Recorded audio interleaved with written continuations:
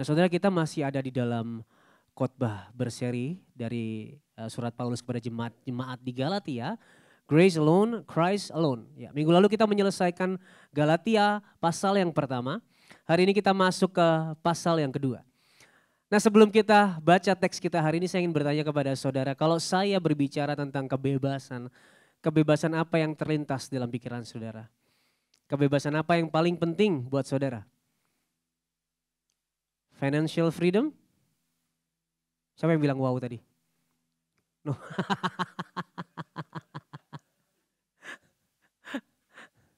Atau freedom of speech, ya, kebebasan berbicara.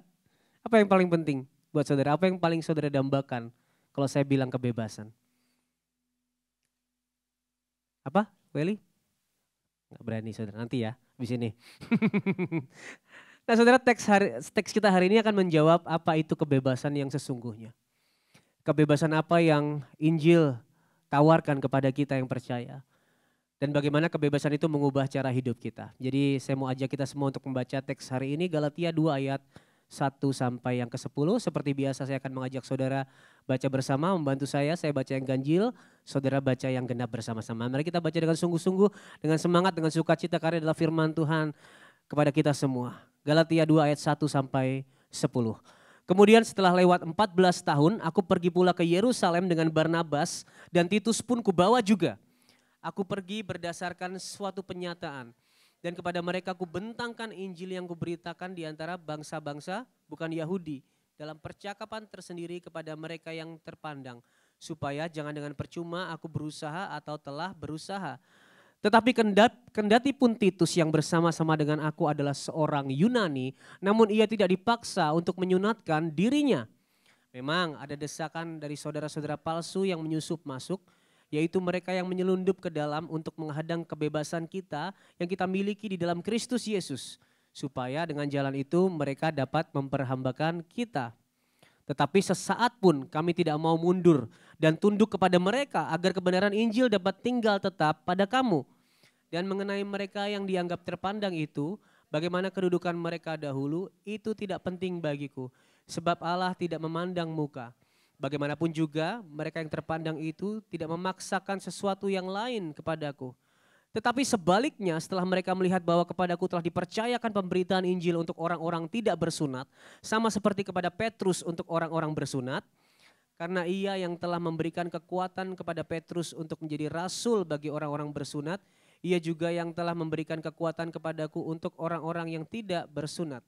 Dan setelah melihat kasih karunia yang dianugerahkan kepadaku, maka Yakobus, Kefas, dan Yohanes yang dipandang sebagai soko guru jemaat berjabat tangan dengan aku dan dengan Barnabas sebagai tanda persekutuan supaya kami pergi kepada orang-orang yang tidak bersunat dan mereka kepada orang-orang yang bersunat.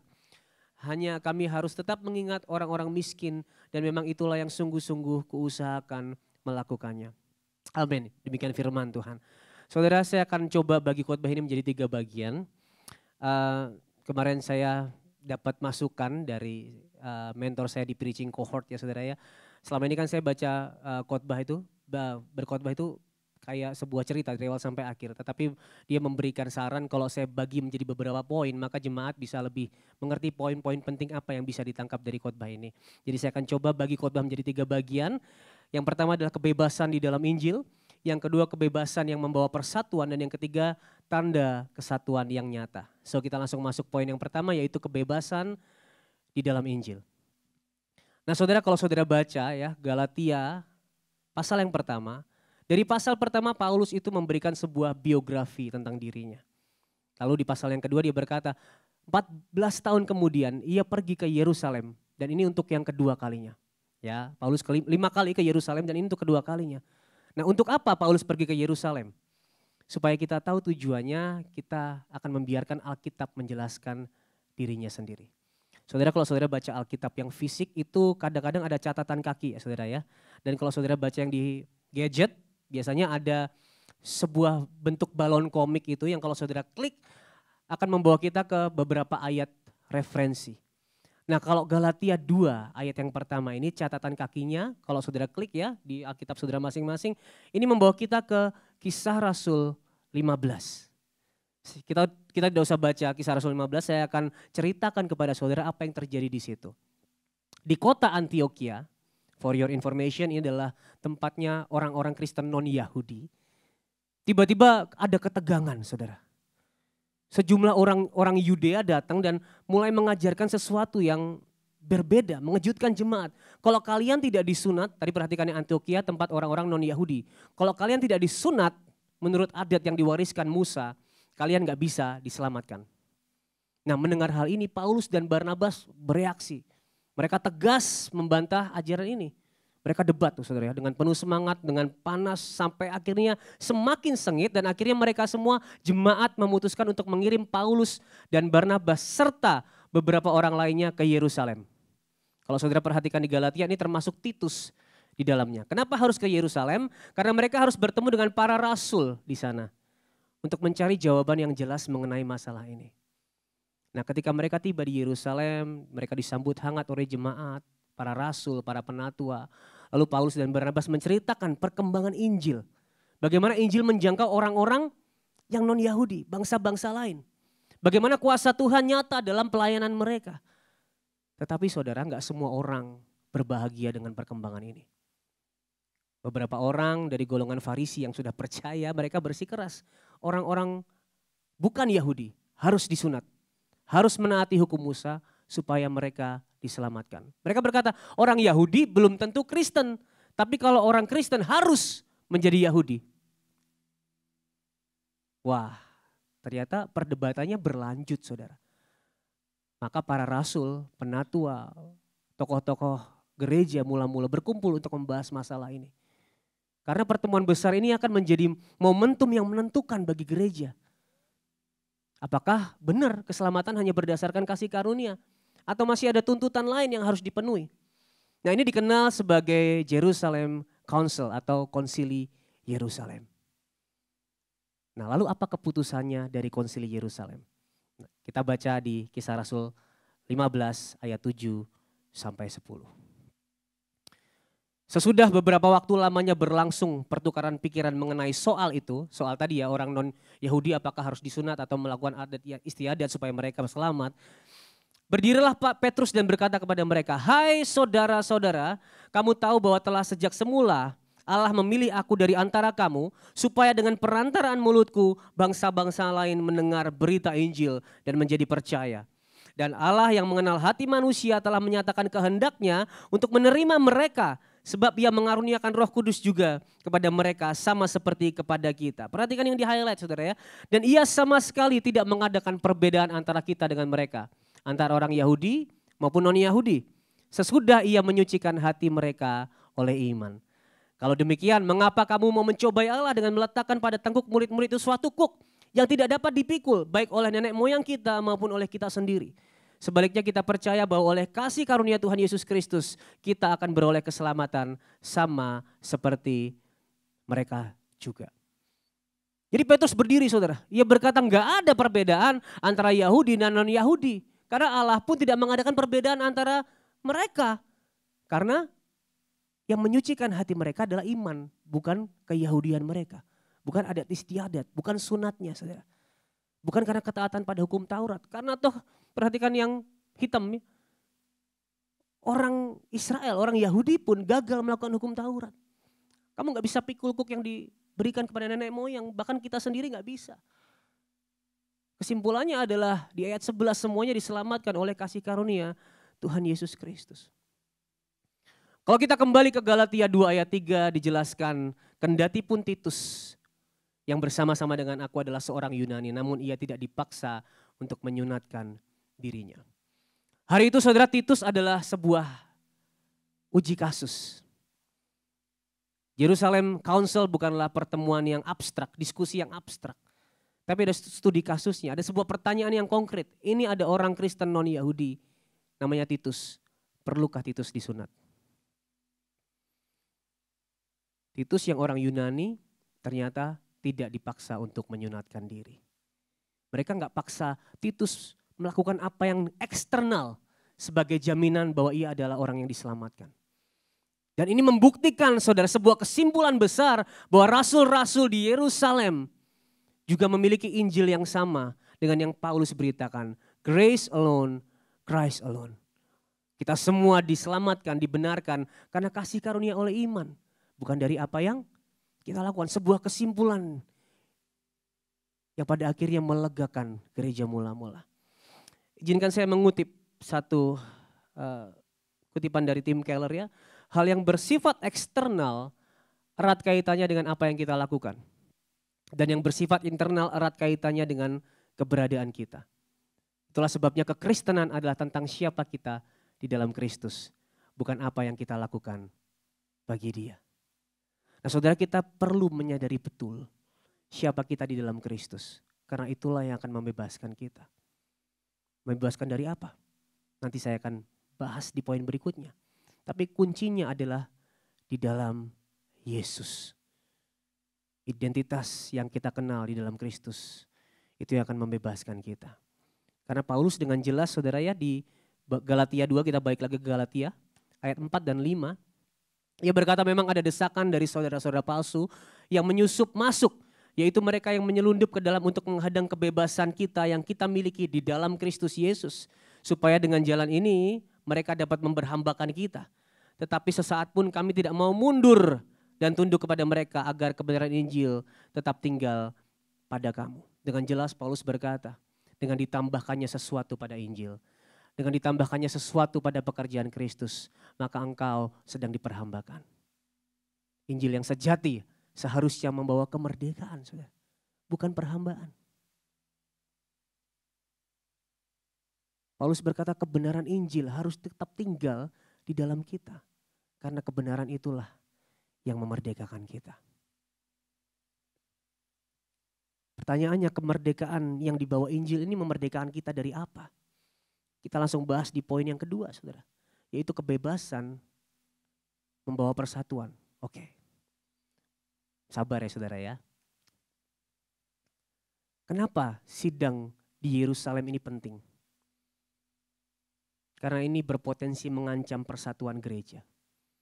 Kalau konflik, keadaan, perdebatan saat itu nggak diluruskan, maka gereja akan punya dua kubu, saudara. Kubu Yahudi dan kubu non-Yahudi. Dua-duanya akan menganggap diri lebih baik. Lalu akan mempertanyakan satu sama lain, apakah benar kamu sudah diselamatkan, padahal kamu tidak melakukan sunat. Gereja akan terpecah, saudara. Tetapi kebebasan yang Injil tawarkan menghapuskan semua tembok yang bisa memecah belah gereja. Saya akan bacakan Galatia 2 ayat 4 versi terjemahan sederhana Indonesia. Saya berharap ini bisa membantu saudara. Injil itu membebaskan kita dari apa? Hal itu pernah terjadi ketika beberapa orang Yahudi yang menyamar sebagai pengikut Kristus diam-diam masuk ke tengah jemaat-jemaat Tuhan untuk memata-matai kita.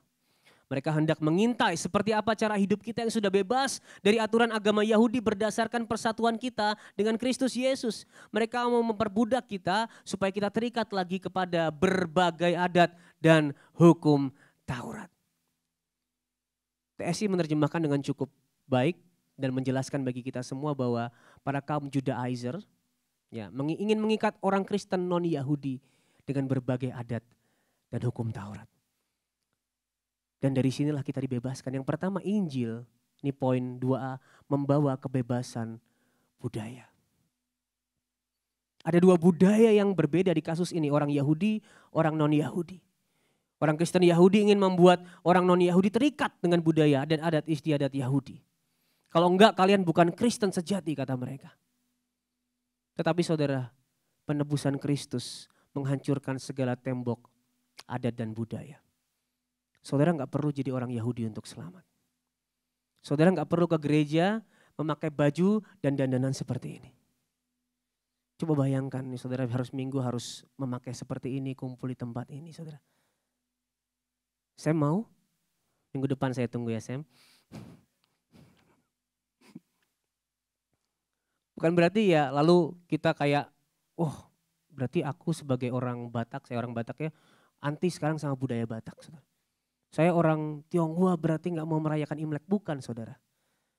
Bukan berarti kita meninggalkan budaya kita. Tentu di satu sisi kita bisa memilah mana budaya yang sesuai dengan firman Tuhan atau tidak. Tetapi kita nggak lagi merasa lebih baik dari yang lain karena budaya kita. Kita nggak lagi lebih baik, merasa lebih hebat dari yang lain karena saya orang Batak misalnya, atau saya orang Jawa. Hari ini kita bisa percaya bahwa Injil, iman yang menyelamatkan, iman kepada Kristus, bukan hanya bagi orang Yahudi, tapi bagi segala bangsa dan segala budaya. Saudara orang Jawa, saudara orang Ambon, orang Tionghoa, orang Batak, orang Manado, ada yang belum saya sebut? Orang Parung,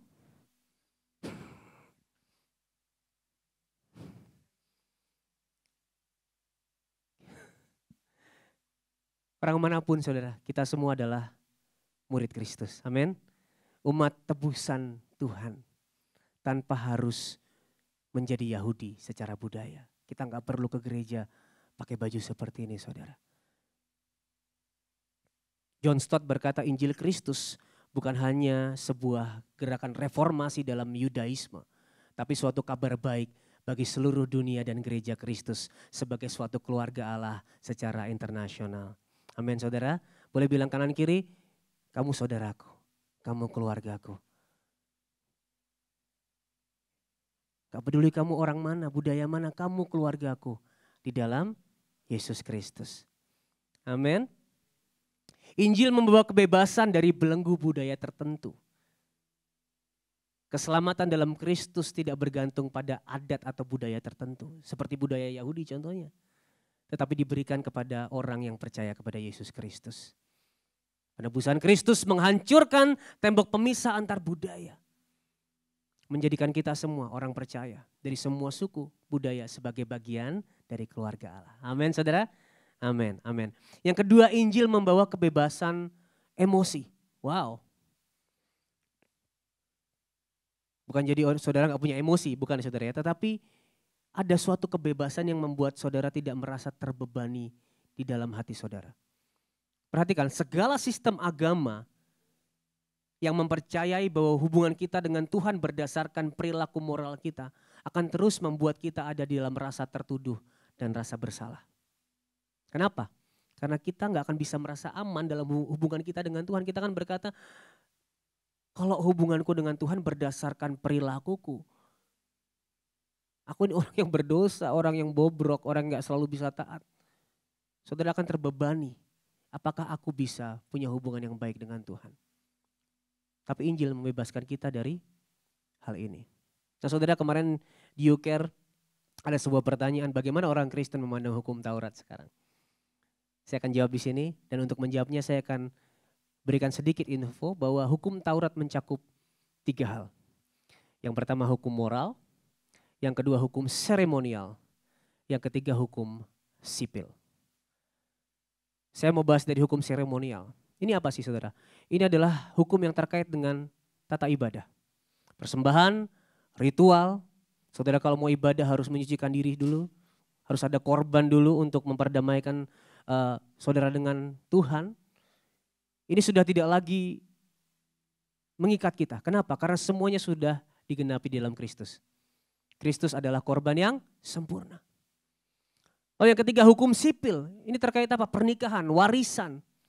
Ini intinya adalah hukum yang perdata saudara ya. Yang mengatur orang Israel sebagai sebuah bangsa, sebagai sebuah negara. Ini pun juga tidak berlaku buat orang Kristen. Kita mengikuti hukum yang ada di dalam negara kita masing-masing. Nah yang pertama ini hukum moral. Bagaimana kita dengan hukum moral? Hukum moral ini di dalamnya ada 10 perintah Allah. Saudara, hukum moral ini adalah hukum yang universal karena ini mencerminkan sifat dan karakter Allah sebagai pribadi. Dan tentu hukum ini tetap berlaku bagi kita. Orang Kristen boleh berdusta? Halo? Boleh nggak? Kok nggak berani sih? Tadi pagi habis bohong ya?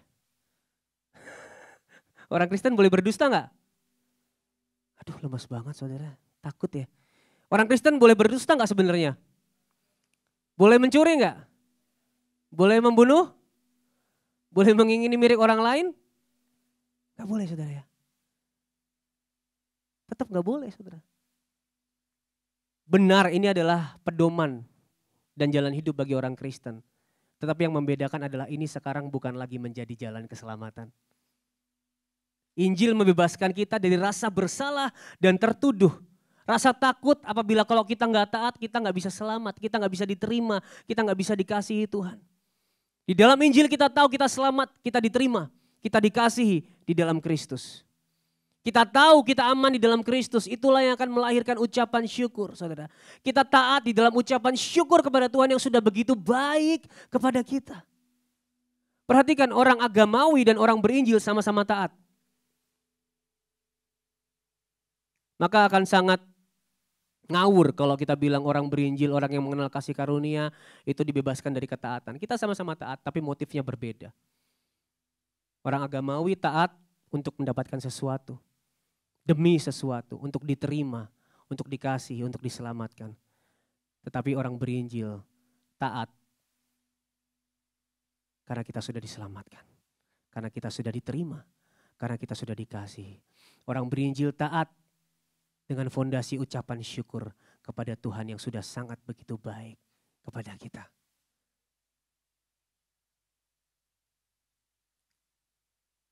Ini membawa kita kepada sebuah poin perenungan.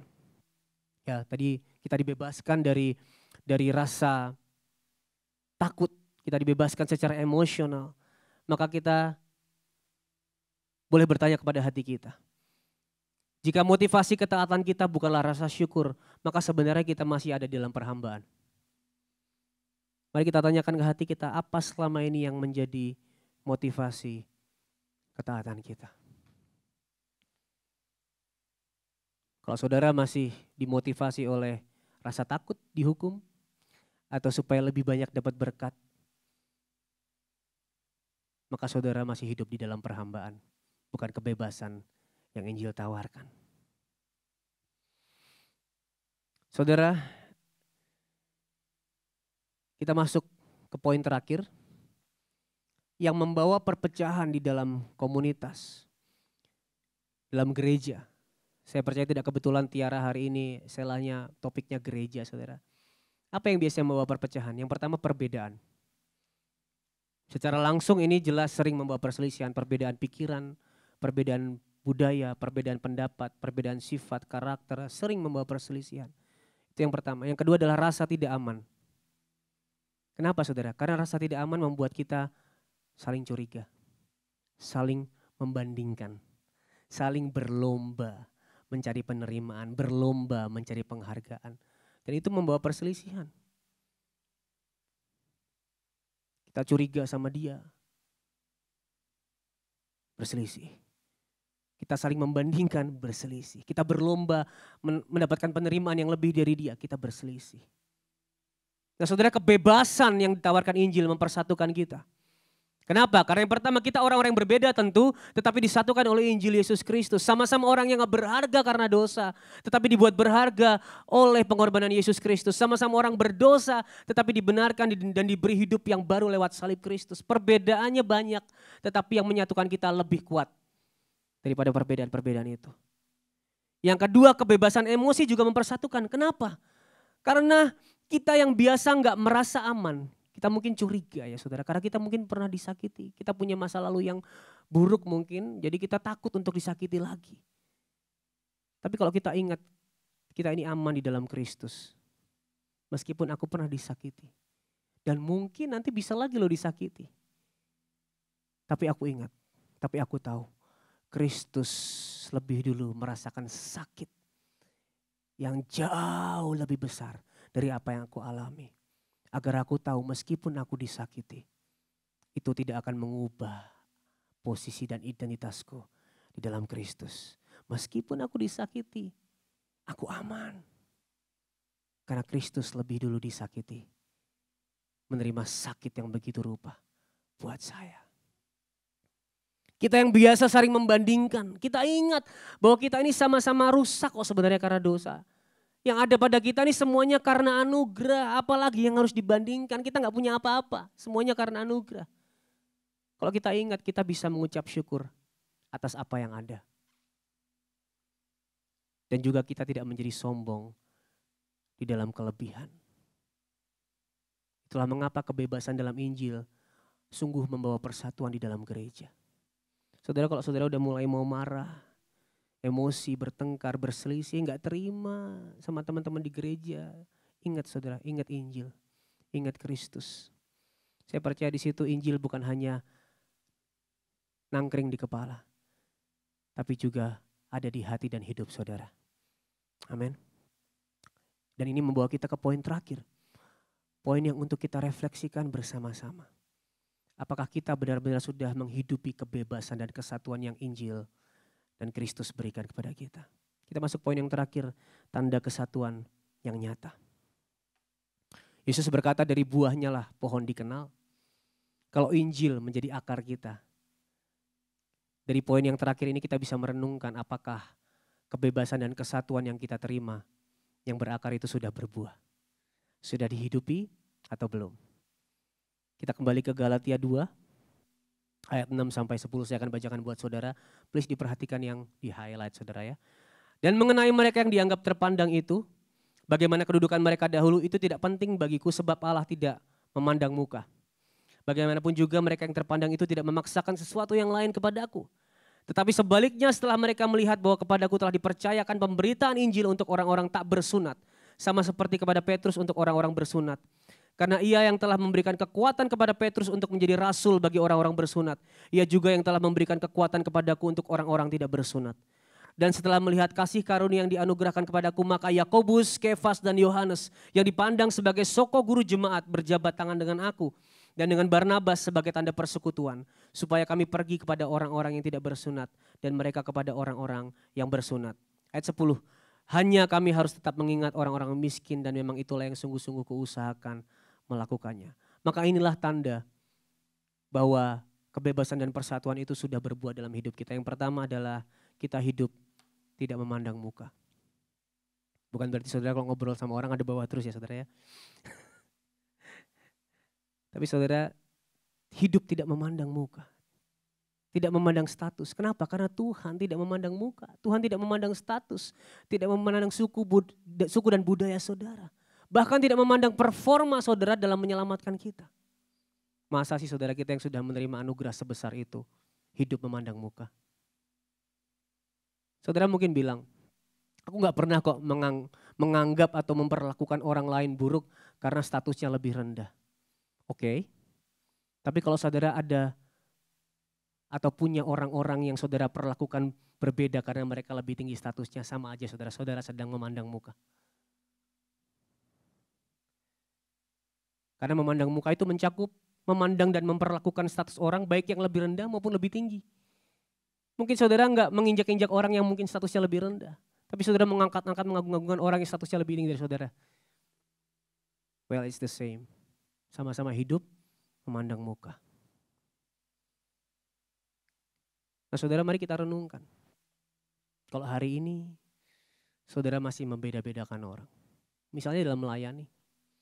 Masih membedakan menurut status, suku, budaya, ekonomi, apapun itu saudara. Mari bertobat bersama-sama. Kalau selama ini saudara sama yang kira-kira bisa menguntungkan saudara berlaku lebih hangat. Sedangkan sama yang gak bawa pengaruh buat saudara-saudara biasa-biasa aja gak bisa hangat. Saudara cuekin, saudara dingin, mari sama-sama bertobat saudara. Mari refleksikan ini bersama-sama. Apa yang mendrive kita dalam memandang saudara kita di dalam Tuhan. Apakah Injil yang menyatukan sudah mengubah cara kita memandang saudara kita di dalam Tuhan?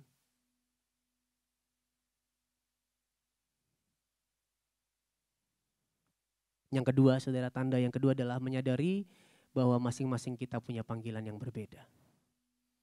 Saudara, di Galatia 2 dikatakan setelah perdebatan itu, Paulus dan Barnabas serta Petrus menyadari bahwa memang panggilan mereka berbeda. Paulus dan Barnabas diutus untuk melayani orang-orang tidak bersunat. Sedangkan Petrus kepada orang-orang yang bersunat. Bahkan pada akhirnya Yakobus, Kefas atau Petrus ya saudara, Yohanes, for your information ini adalah orang-orang yang namanya besar. Mereka berjabat tangan dengan Paulus dan Barnabas. Mereka gak merasa lebih tinggi karena punya reputasi yang hebat. Mereka nggak bertanya siapa sih Paulus, anak kemarin sore orang baru. Enggak, saudara, mereka berjabat tangan. Bersama-sama bekerja untuk pengabaran Injil. Dalam konteks yang berbeda. Kamu pergi ke orang-orang Yahudi, kamu pergi untuk orang-orang non-Yahudi. Mereka mengesampingkan ego. Mereka gak membanding-bandingkan pelayanan kita. Mereka satu di dalam Injil Yesus Kristus. Dan saudara, kalau hari ini, mari kita renungkan coba. Kalau hari ini kita masih suka membanding-bandingkan. Divisi satu dengan divisi yang lain. Saudara merasa pelayananmu lebih hebat dari yang lain. Atau mungkin merasa pelayananmu gak lebih keren dari yang lain. Saudara masih suka iri dengan pelayanan yang berbeda dengan kita. Mari sama-sama bertobat, saudara. Kata kuncinya, karena ia yang telah memberikan kekuatan kepada Petrus untuk menjadi rasul bagi orang-orang bersunat, ia juga yang telah memberikan kekuatan kepadaku untuk orang-orang yang tidak bersunat. Ingat saudara, kita bisa, kita mampu hanya oleh anugerah. Apa yang bisa kita banggakan? Kenapa harus saling membandingkan? Kalau pada dasarnya kita nggak mampu berbuat apa-apa di luar Tuhan. Sama saudara, saya, saudara, yang di media, yang di sound, yang di PW, yang di kids, yang di usher. Sama-sama gak bisa di luar Tuhan. Gak bisa apa-apa tanpa Tuhan. Kenapa harus iri? Kenapa harus merasa tidak aman? Kalau kita paham bahwa di dalam Kristus kita aman.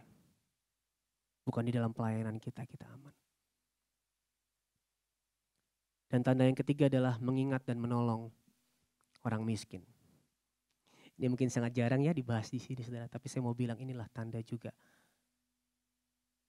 orang-orang yang sudah dibebaskan dan orang-orang yang bersatu. Saudara, kenapa?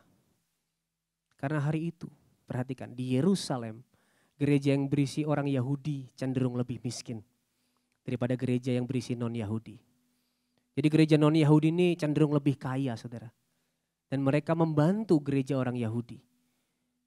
Nah, ini luar biasa indah karena di tengah pihak yang membeda-bedakan. Gereja Yahudi, gereja non-Yahudi.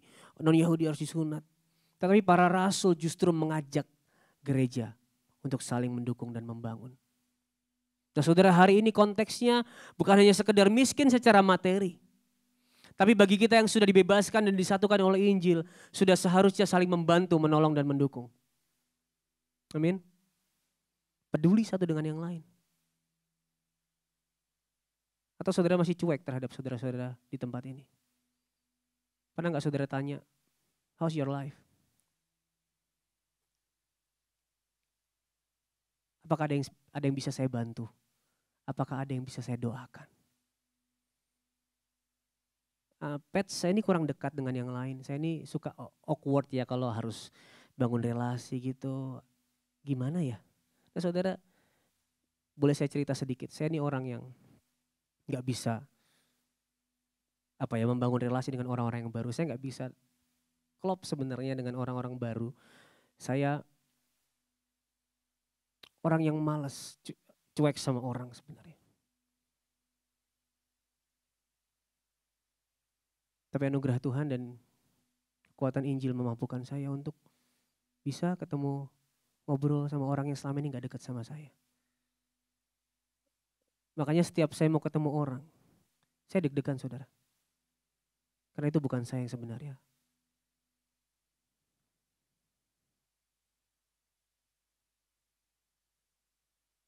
Tapi kasih Kristus yang telah mempersatukan saya dengan Tuhan, yang tadinya saya terpisah karena dosa, memampukan saya untuk juga membangun relasi dengan orang-orang lain. Kalau saudara gak dekat sama yang lain, bangun relasi saudara. Kita ini keluarga saudara. Bangun relasi sama yang lain. Makanya kemarin ada Yushi saudara ya. Cewek-cewek ini supaya dibangun relasi yang selama ini gak dekat bisa jadi dekat saudara. Karena kedekatan ini pada akhirnya menimbulkan keterbukaan. Dan keterbukaan nantinya akan membawa kepedulian satu dengan yang lain. Kita bisa saling mendoakan, kita bisa saling menolong. Keterbukaan itu akan membuat kita bisa saling peduli satu sama lain. Menolong orang yang membutuhkan. Amin. Jadi setelah kita tahu kita dipersatukan oleh Kristus. Mari kita bangun relasinya, saudara. Mungkin beberapa orang secara sosial nggak bisa seperti Yoses, saya sebut merek ya. Karena Yoses ini sama orang baru bisa ngobrol dari pagi sampai malam, saudara. Padahal baru ketemu. Saya nggak bisa, saudara. Tapi dengan anugerah Tuhan yang sudah mempersatukan kita. Mari kita bangun relasi itu. Amin. Paulus dalam 2 Korintus 8 ayat 9 berkata, karena kamu telah mengenal kasih karunia Tuhan kita Yesus Kristus, bahwa ia yang oleh karena kamu menjadi miskin, sekalipun ia kaya, supaya kamu menjadi kaya oleh karena kemiskinannya. Yesus Kristus yang kaya, rela jadi miskin. Ia yang punya segalanya lahir dalam keluarga yang sederhana, yang tidak kaya. Yang gak lahir di istana, yang gak lahir di keluarga bangsawan. Ya hidup sebagai manusia, hidup yang sederhana. Dan bahkan disalib, semuanya diambil dari dia. Yesus Kristus, Tuhan yang punya alam semesta, saudara, ditelanjangi dan dipermalukan. Saudara bayangin dia yang punya semuanya. Ini ya saudara, anak-anak kos nih ya. Saudara kalau awal bulan dapat kiriman dari orang tua. Terus di tengah bulan terjun bebas, sudah gak punya apa-apa saudara. Itu kan rasanya, wah hancur banget ya saudara. Aku membutuhkan dukungan dari teman-teman. Tapi bayangin saudara, Tuhan yang punya semuanya.